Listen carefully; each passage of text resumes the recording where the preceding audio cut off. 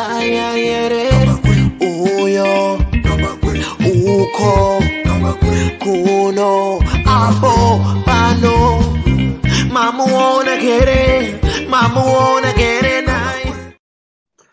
Right, 26 September 2021, and today I'm joined by Senator Khaliphani Phugeni.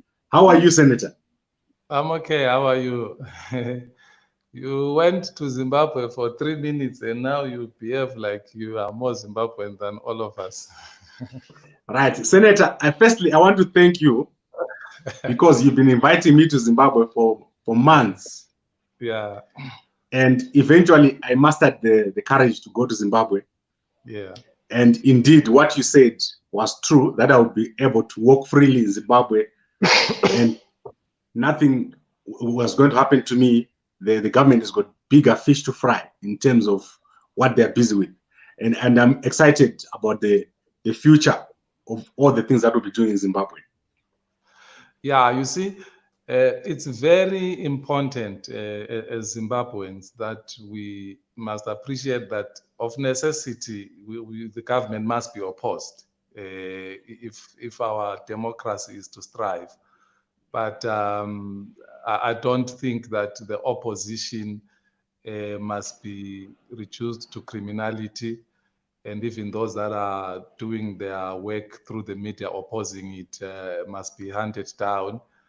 And equally so, we in the opposition must be able to look at them as human beings, because you get to a stage where you need a human being. And if you've been demonizing them all the time, then you don't get those human beings when you need them. I can give you an example.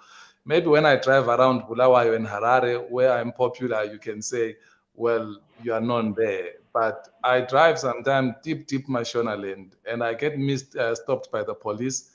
And once I produced my parliamentary ID, they quickly apologize and say all the best, safe trip, honorable, and that's it. And I can tell you, we have one of the greatest human beings in this country. Even when I'm outside the country and I need help, whichever country I am in, and I call the ambassador, you get the help befitting of the office and of the citizen. So I can say kudos to the government, kudos to you.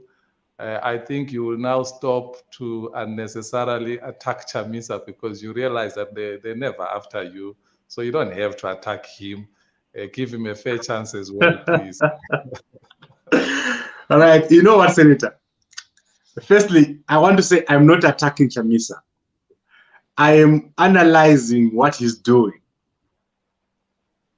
So there's a difference there. Look, you are a very intelligent man, Kambakwe, and a properly qualified one for that matter. You can't tell me that your analysis, how do they move from one extreme to the other? Not long ago, you were a Chamisa fanatic. Everything about him was so well. You gave us a chance, of course, when we were a small faction of the MTCT. But you're a Chamisa fanatic, and then you started, not necessarily you, of course, you also spoke about the pregnancy, which was not there. And then, of course, Jonas came as well, started attacking my area. They got angry with you. And then from there, it was attack after attack and praise after praise of the government. So, no, you don't have to. We are destroying this platform. We all want this platform. Let's just give everyone a fair chance, fair analysis, critique the government, praise them where it has to, critique Chamisa, praise him where you have to, critique the MTCT, praise us where you have to. Okay, I think this is in line with what we're discussing today. Okay. You saw the interview that Chamisa had with Blessed Mhlanga. What is the overview of that interview? Well, first of all, I need to commend him, because I was very much worried, and I did raise it with Blessed at some stage. I asked him, why is the MTCA not covered here in the Newsday stable? And he said to me, they are not coming through. And I thought that was a mistake. I think we can always have differences with you guys in the media, but at the end of the day, when we stay away, we're basically denying our followers and our voters the opportunity to hear us and scrutinize us and critique us. So I'm very happy that finally he did appear in a very massive platform, because if he's not at that Alpha Media and he's not at Kambakwe, yes, there are one other two media houses that are big, but you are basically telling a lot of people, because he's also not before Mukobe. He's also not before Perfect Hlongwane, so he's not before Mamombe, the one for ZFM. So who is he before? So that was very good of him to appear in that. I think Blessed could have pressed him more, but maybe because it was his first interview in a long time or ever, he decided, let me just go easy. He gave, now I'm talking about NC, he gave a utopian picture of his party and what to expect. It's a very good one from a PR point of view, but I don't think he has the machinery to deliver the utopian picture which he built. This morning I listened to the CIC, Julius Malema, give his manifesto, and you could see him getting to the nitty-gritties of his government, what it will do, local government for people. And I think that's what NC will need to do. He will need to, having painted that utopian picture, make sure that it does have a machinery to deliver that utopian picture, make it real for the people. What does that mean exactly? Because remember, they've had the opportunity to govern. So if you have had the opportunity to govern and then you turn back and say to people, we have the mandate, but we don't have the power, it's taken by central government. We know that. What we want you to do is to come up with solutions. What remedy are you offering to address that situation? Now, if you look at it, the opposition combined, forget the fragmentation, the opposition combined was still beaten by 2/3 by ZANU-PF. Now, if you are beaten by 2/3 in parliament, you don't get the chance to fix legislation, which is the one that is used to usurp a lot of local government power to central government. Okay, Senator, there is something that I wanted to mention. From what you said, you are very kind to Chamisa. My concern is that some of his answers showed a lack of grasp of the current situation, or what I can say, maturity. I want to go to the issue of Harvest House. How can he say that he can get Harvest House any day? Does that make sense? No, I don't get to advise him, obviously. And here, these are my thoughts. No one can claim to own them. I don't represent anyone in this channel. So I was listening to that. And if you also have to go with what I was talking about this morning, the CIC was opening their new headquarters, or their headquarters. They call them the Winnie Madikizela Mandela House.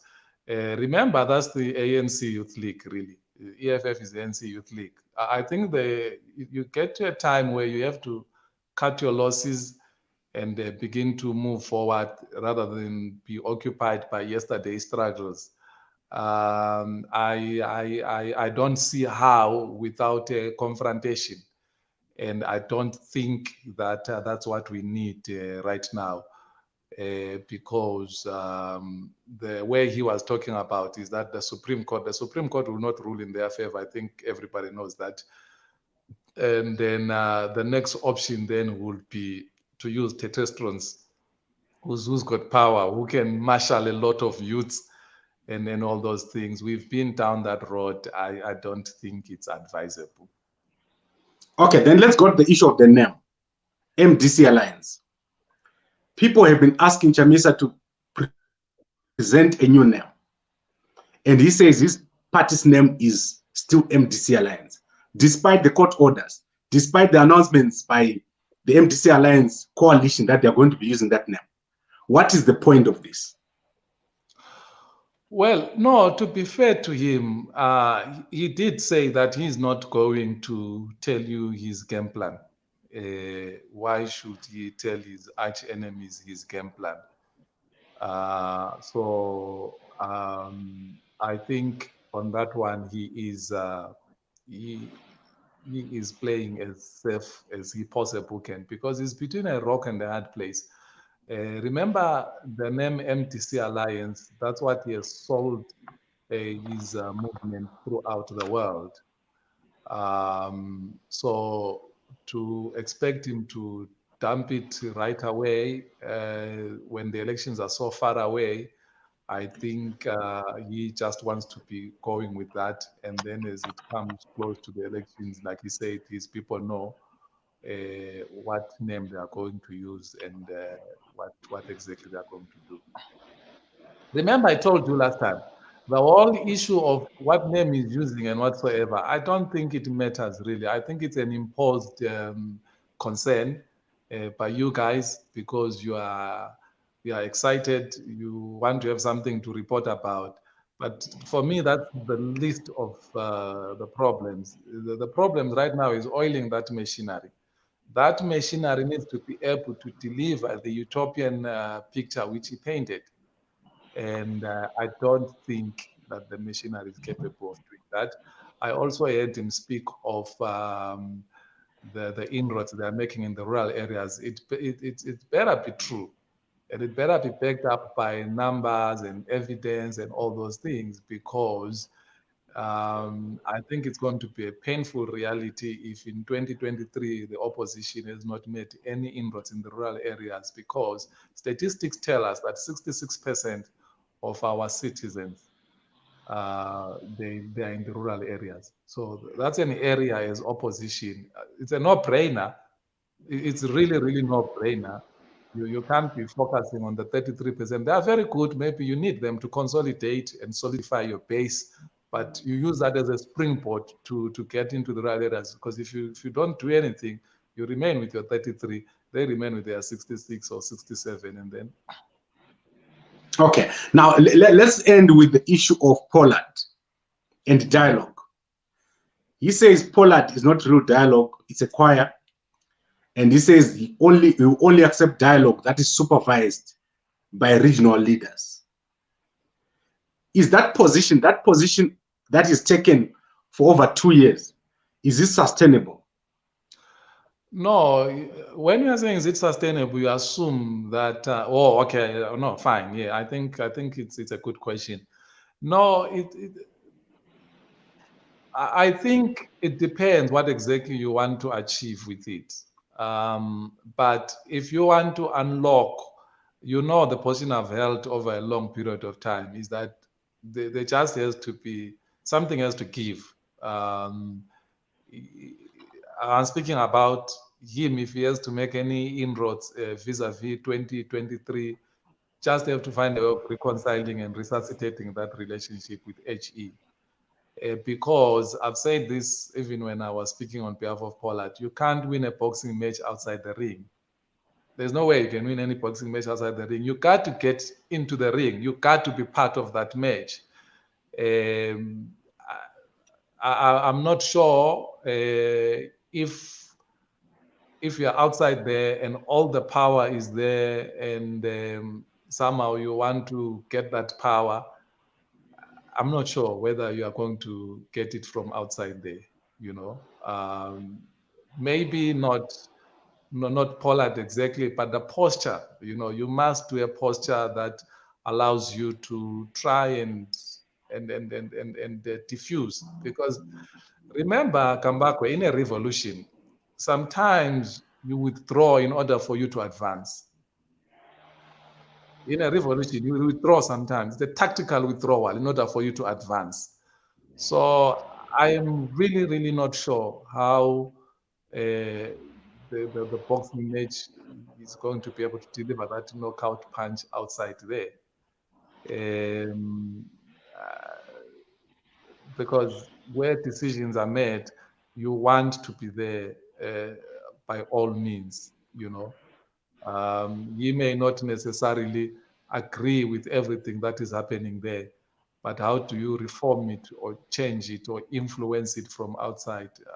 I don't see how that is possible. Okay, is that not pride on the side of Chamisa that is stopping him from having dialogue with Idi Mnangagwa and also failing to have a coalition? Because you saw what he said about Nkosana Moyo. Nkosana Moyo spoke in 2018, and the journalist just threw that comment from 2018 into the conversation. And I could see Chamisa going on the attack on Nkosana Moyo.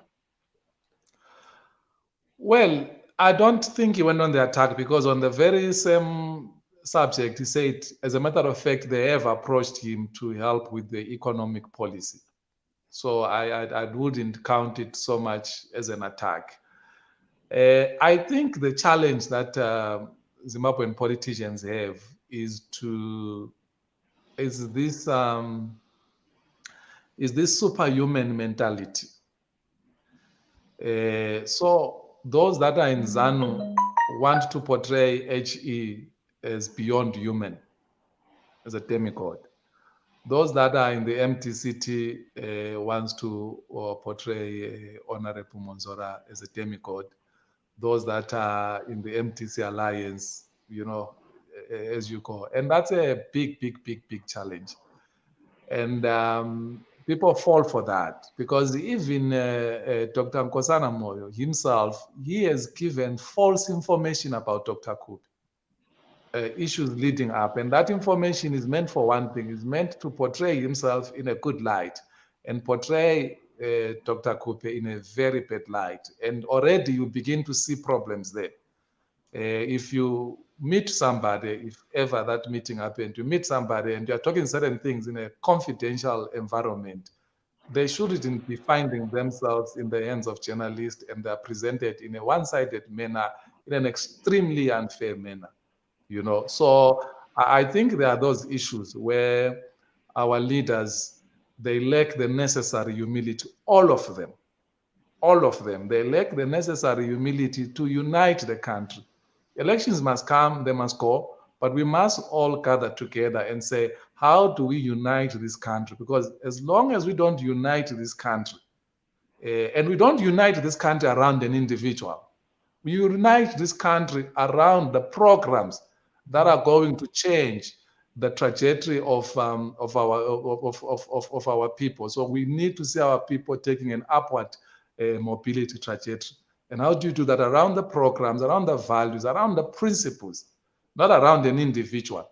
But unfortunately, in our country, you've got the chete people, you've got the fair people, you've got this so and so on. No, there is no one individual who can pull us from the quagmire we find ourselves in to a better pedestal where we're supposed to be. It's all of us together. So I have a role to play. You have a role to play, Kambakwe. Dr. Nkosana Moyo has a role to play. Advocate Chamisa has a role to play. Right Honorable Monzora has a role to play. Every one of us have a role to play. But as long as we don't want to appreciate that, if you just want to wake up in the morning and say one individual, there's a big problem there. Which brings us to the latest slogan. Mukomana ngapinde, Chamisa ngapinde. I think it's in bad taste. What do you think? No, it's in good taste. Remember, we are going straight to the election. So you need slogans that inspire your people. You need something that, because it's not against anyone. They're not saying down with so and so and whatever. It's something that energizes their base, that gets them very, very excited. And if it works, it works. Remember ZANU during the Grace era, the former first lady, they would be like everyone behind Dr. Amai, and that thing was energizing their base. It was going. So if that is energizing their base and they are not talking down with anyone or whatever, nothing like Mandu and all those things, I think there's nothing wrong there. It's actually a battle cry for them, and they are getting ready for it.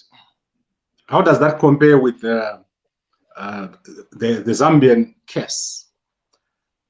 One Zambia, one nation, one nation, one Zambia, compared to Mkomana Ngapinde.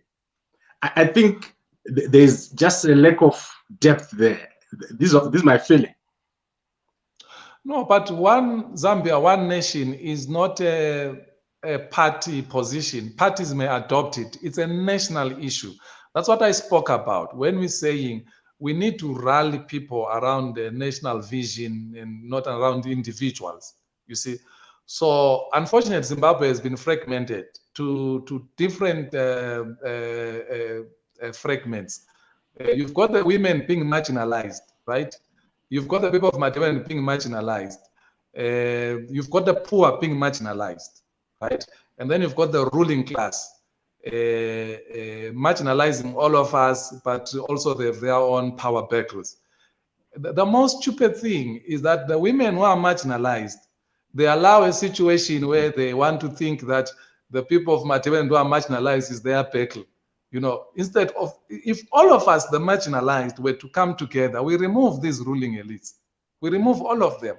So Zambia was able to make sure that there is no tribalism with all of those nations that are there, and they went like one Zambia, one nation.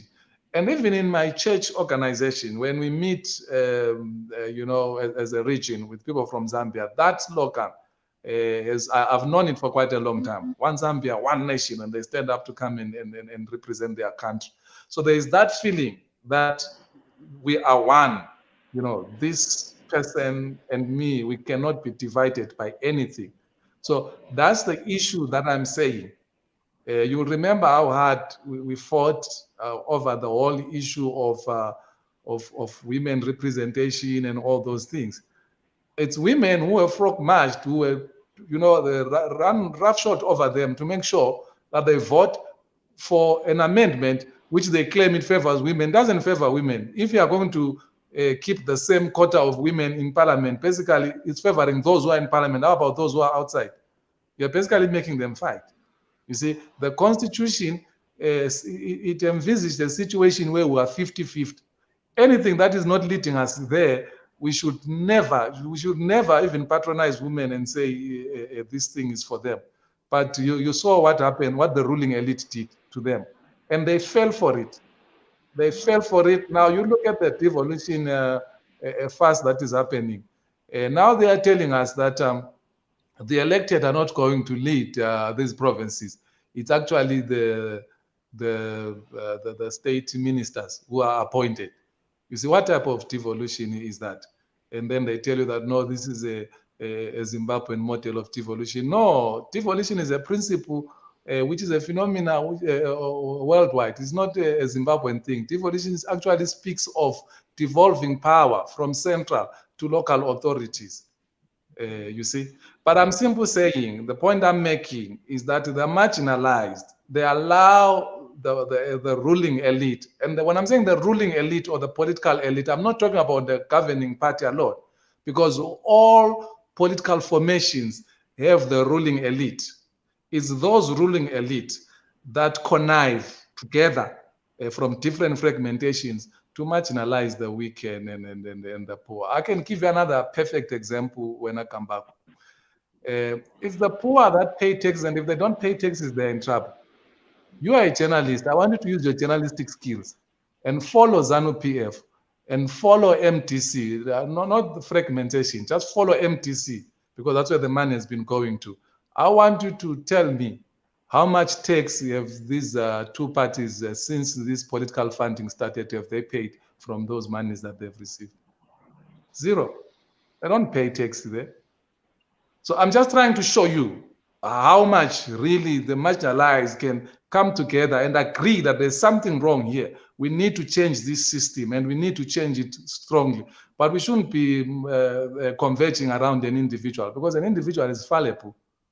You are already finding a lot of mistakes from Chamisa. I'm sure that others are also finding a lot of mistakes from HE. Others are finding mistakes from Honorable Monzora. Others are finding mistakes from Dr. Coupe. Others are finding mistakes from me. Others are finding mistakes from you. But I'm sure that there are ideas, values, and principles that we all converge around. And that's what we need to emphasize. Senator, I want to challenge you a little bit. And I want to take you to President Mnangagwa. I was one of the very first people to openly criticize President Mnangagwa when he went in. But we must all admit that he has done a great job. Let me take you to the issues that he's addressing. And the way that Zimbabweans are reacting, especially the opposition. I do not think Zimbabweans are appreciating, especially someone like Chamisa. If you look at President Mnangagwa, he has opened a platform like Poland to say, let us talk. The same thing that Zambian President Hakainde Hichilema did. He opened dialogue with the losers, people like Lungu. Lungu was given a house, and he's developing the country. He's working on many, many programs. Our opposition in Zimbabwe, and people aligned to the opposition, they do not want to admit that something is happening in the country, and the country is moving in the right direction. Is that the right approach to opposition? But you, Kambakwe, you can't want to convince me on something which I taught you and I told the whole world. I mean, if there's anyone who has advocated for Poland, I don't think that even for the next 10 years, you can advocate for Poland, you can never advocate it for it more than I did. So that's a no-brainer to bring it to me and say, this is what has happened. I told you at the beginning of this program that I would have envisaged a situation where something needs to give. You can't win a boxing match outside the ring. Where I don't agree with you is if you want to build a situation that people have nothing to complain about, everything is nice. I was the other person again who was telling you to come to Zimbabwe. Of course, we had electricity, very good for us. And I told you that there's nothing we can learn from South Africa. If anything, South Africa can learn from us. All those envoys who were being sent to come and intervene in our situation that was patronizing us by the South African government, they just killed over 350 people, destroyed 50 billion of their business, only for the satisfaction of arresting a political opponent. And we did nothing about it. In our country, when a political opponent, something happens to him, envoys are sent and all that noise and all those things. So I understand the achievements of the government, but I'm saying it's not enough. Those are not achievements we can talk about. Those are given. We expect our government to operate at that level. But you would have been in Zimbabwe. You would have seen the poverty there. You would have seen the poverty. And there is no way you can tell me that our people have to be happy. I can't tell you how many families I support with my salary. When it comes to the issue I spoke to you about some stage, taking kids to NAST and trying to plead for them in different universities, it doesn't end there. They don't even have money for fees. Few kids, which you know have even come to you, some of them we even try and do a GoFundMe and whatsoever, where you have to pay fees for our children who do not have money and their parents cannot afford.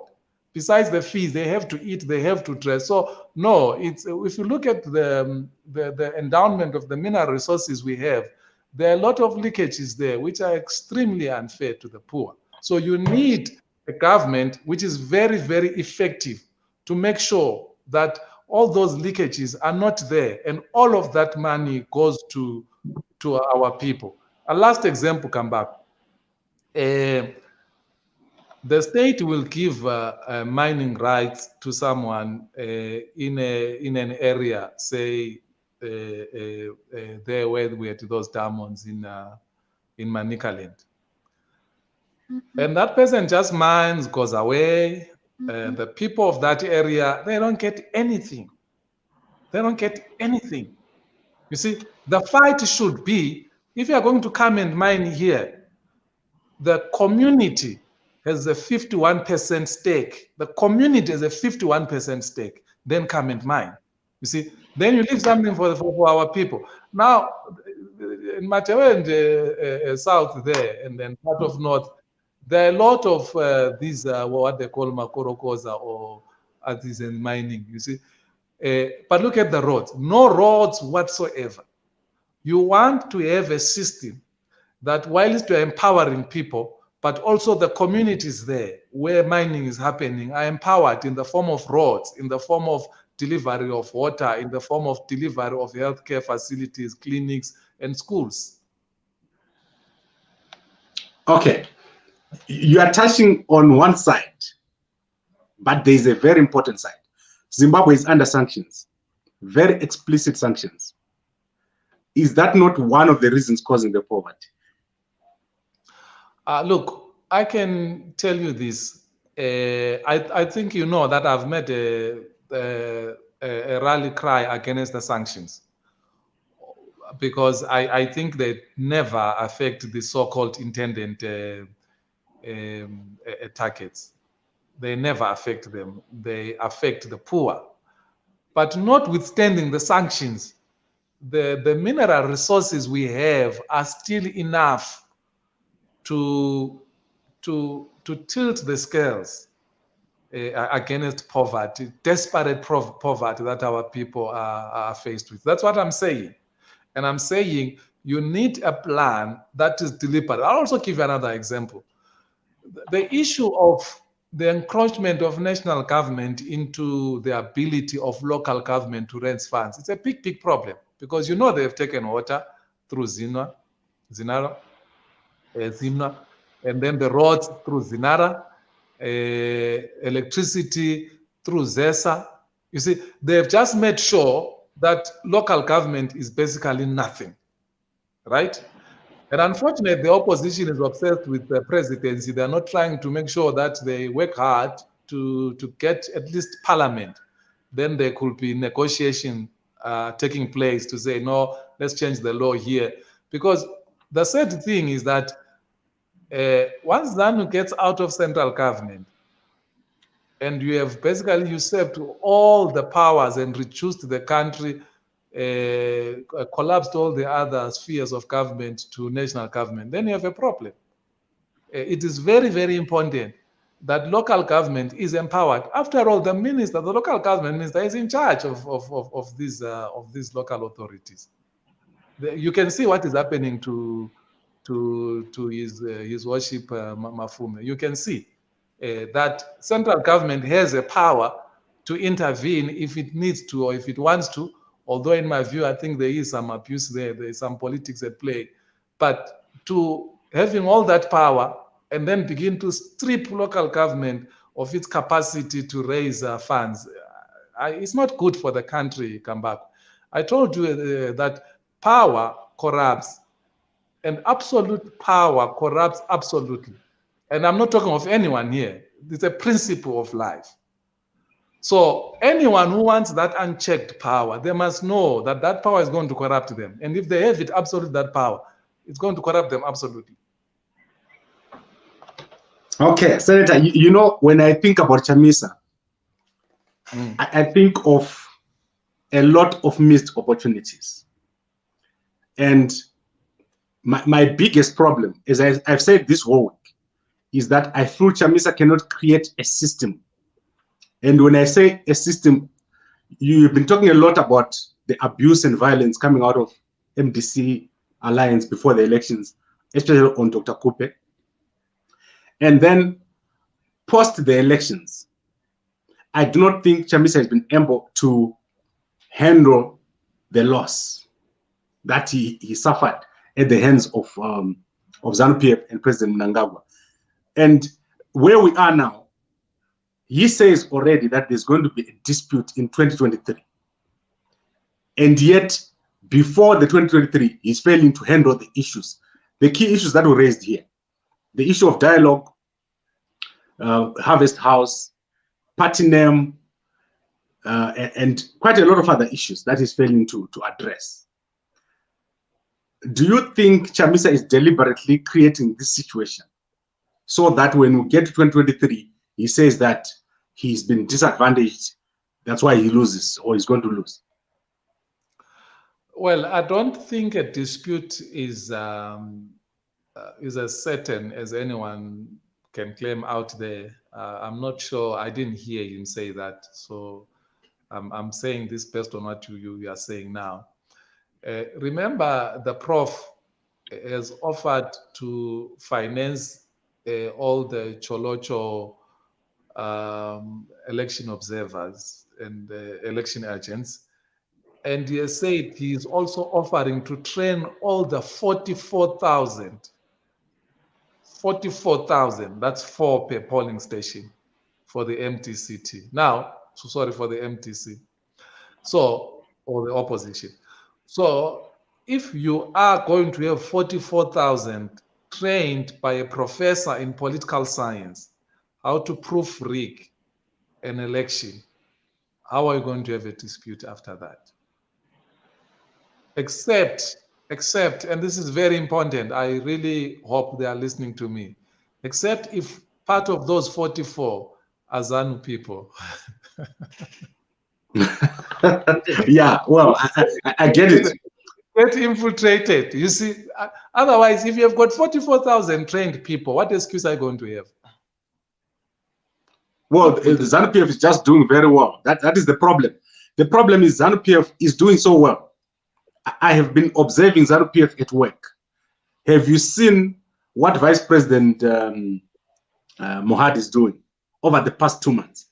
No, he's working. No, look, you can't falter them from working. That I can tell you that you can't falter them from working. And they are good. When I'm saying working, I don't mean only their campaign, because part of their work is to distract us, the opposition. They really distract us a lot. They give us fake polls that we run with over a long period of time for nothing. And I think the opposition needs to agree on what exactly do we want. What is the biggest prize? Is the biggest prize busy fighting each other to hell while ZANU is running away with it? Or the biggest prize is to see the objectives of the MTC, which we came up with in 1999, fulfilled, because that will be the lifting of our people out of poverty to a better future, a non-discriminatory, non-racial, non-sexist society, a society where there are all fair opportunities and all those things. Let me give you another example, come back. When the EFF won the 2016 local government polls, they were in a position where they could have negotiated for mayorship somewhere. They said, no, we don't want all of those things. What we want, we just want to remove the ANC government from power so that it doesn't have money to abuse that money in winning elections. They were clear about what they wanted. I am not sure if the opposition in Zimbabwe can have that singular clarity of mind to say our duty is to remove ZANU-PF from power. Because when we get offered these positions, come and be a mayor, come and be a minister, come and be a what? Do you think we have capacity not to be massaged or be tempted by wealth and fame, you know, and not to be frightened by poverty or being marginalized politically? Okay, Senator, I really appreciate you coming here. You are the most hardest working senator in Zimbabwe at the moment. And the comments here, they speak for themselves. I don't get you anywhere, come back.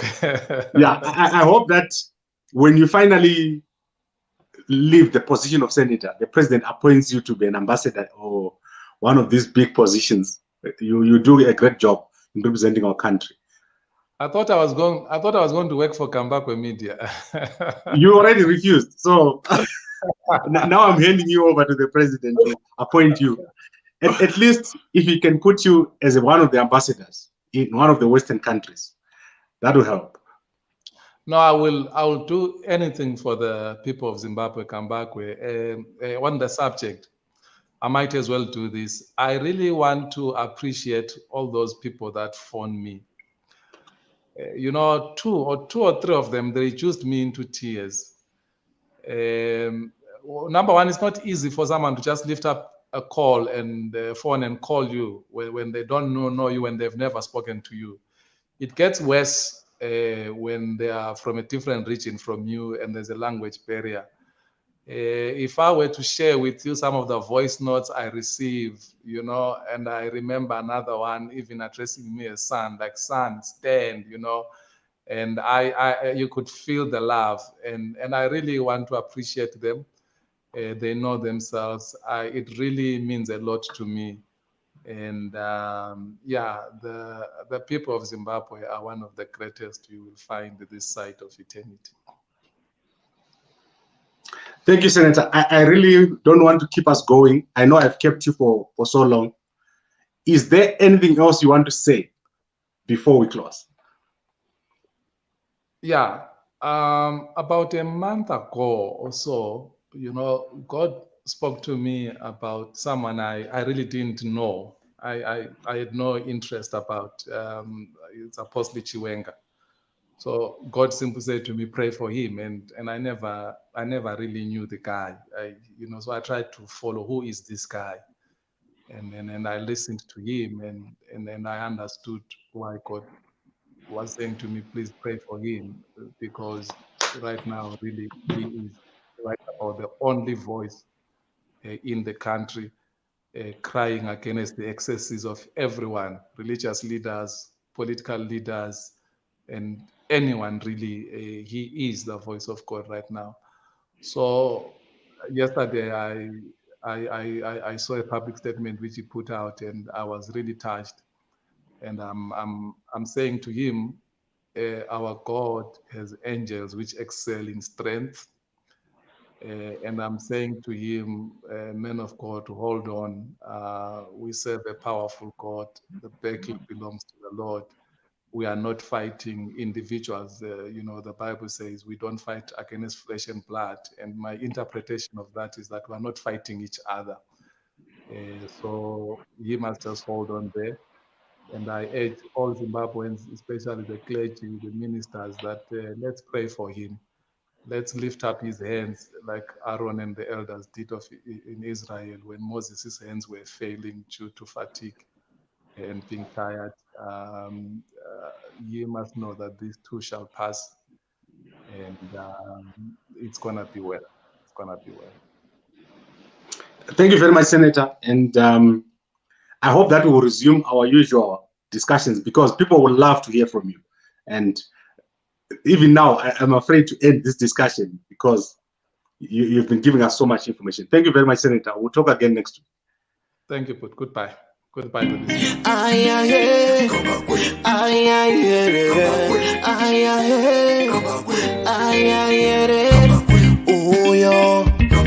Uko kuno apo pano mamuona kere